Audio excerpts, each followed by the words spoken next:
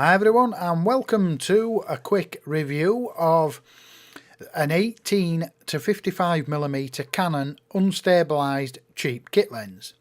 Now what's made me do this review is I got this lens off of a friend of mine called Dave. He gave me it for free because he bought my old Tamron 17 to 50 to f2.8 as now I've gone all prime.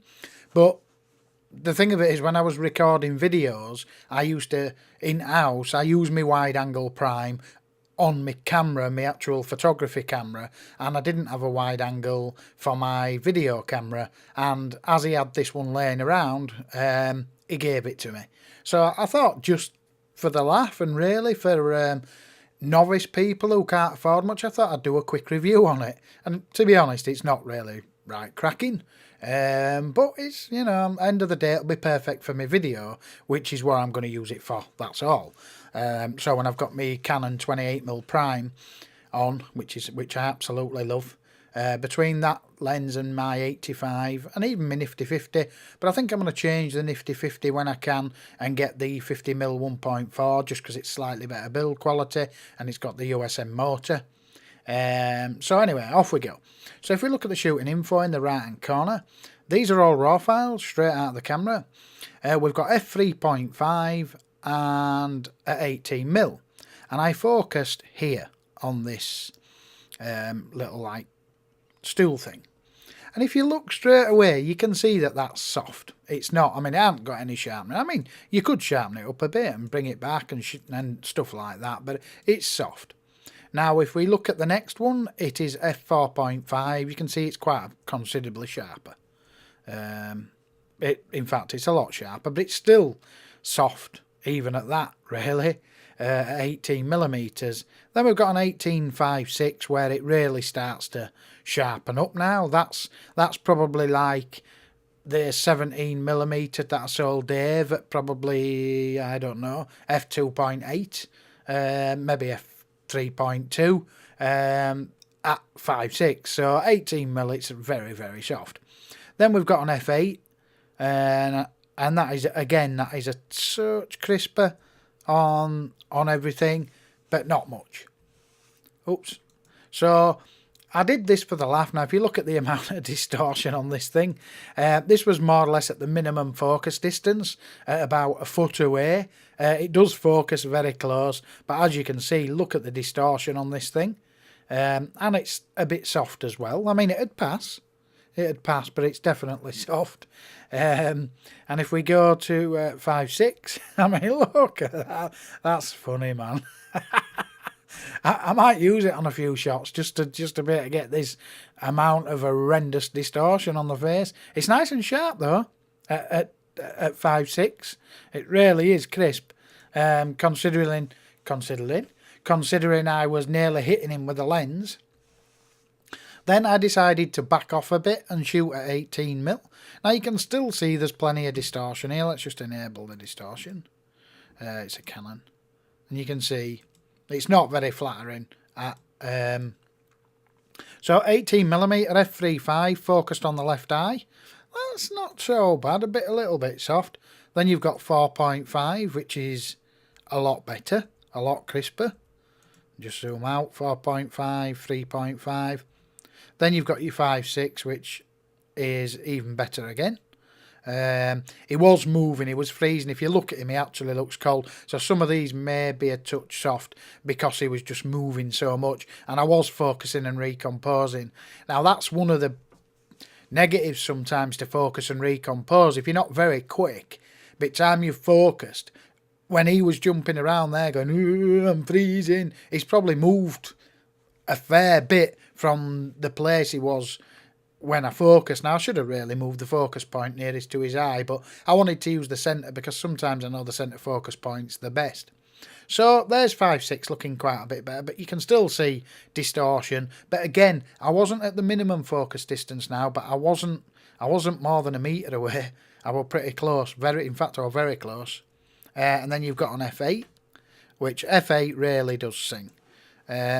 So when it gets to about, as long as you're not right up in somebody's face, if you're about a metre away, a couple of metres away, it's not so bad. So up at 24mm now, still a little bit of distortion. If you look at his arms here, there's still a little bit, but it's acceptable. You wouldn't want to photograph a model at 24mm like this really as a portrait, but you could get away with a guy. So let's just zoom in, and I used the left eye, and you can see that that's actually not bad. It's not razor, but it's well acceptable. And that's just mint, that's fine. 4.5 at 24mm. You expect that anyway. When a lens is at its minimum aperture, say if it's a 1.4, you expect it to be soft at 1.4. It won't be like look at this at 5.6. I mean, it's really starting to sing now. Then you've got your f8, 24mm still.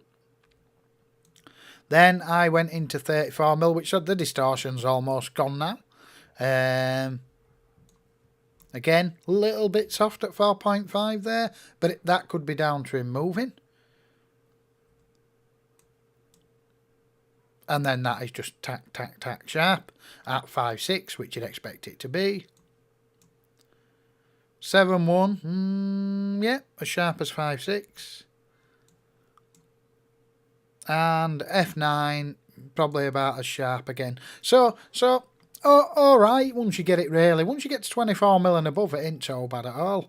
Then we'll go to the 55mm, and we're at 5.6, which is the minimum aperture. That looks very soft. I don't know if that's him or just the lens. I focused on the left eye, so it looks a bit soft. Let's try f8 at 55. That's sharp. And f10 soft again. But again, it could be a depth of field issue, this. Let me just go and have a close look. Yeah, it could be a depth of field issue because I was so close to him and I was at 55mm. But yeah, let's go 55mm f8. F8's mint. F10's okay. And that's it. Now let's have a look at the barrel distortion at 55. Canon. Yeah, at 55mm it's just clearing the vignetting. Let's go try 35. I'm sure they'll love me for this shot.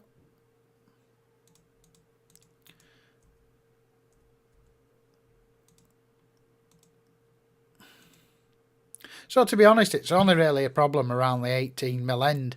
So that concludes, well, we'll just have a little chat now. What do I think about this lens? Well, I'd never use it for pictures because once you've used like a 17 to 50 or a prime lens, or you know, these are just, it's crap. But for the money, it's all right. Some of these f8 and f5.6 images, they're as sharp as one of my 400 quid lenses that I paid just for a 28mm.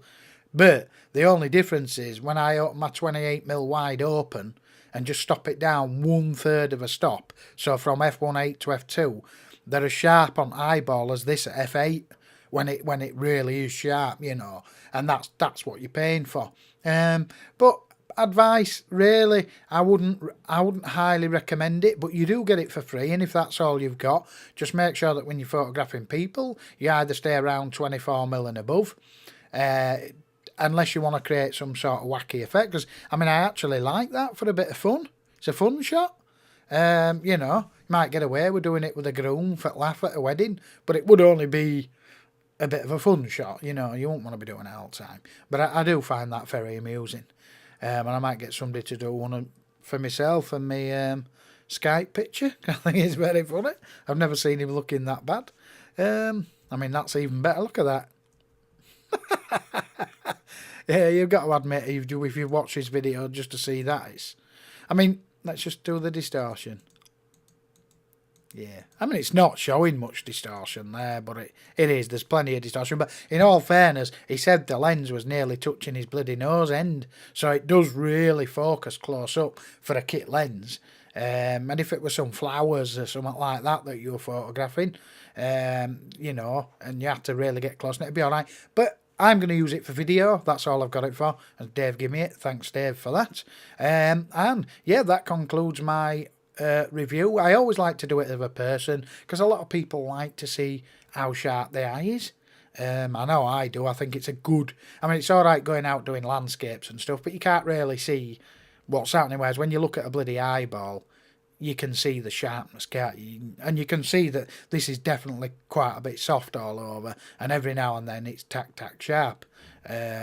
Anyway, thanks for watching. Please comment and subscribe.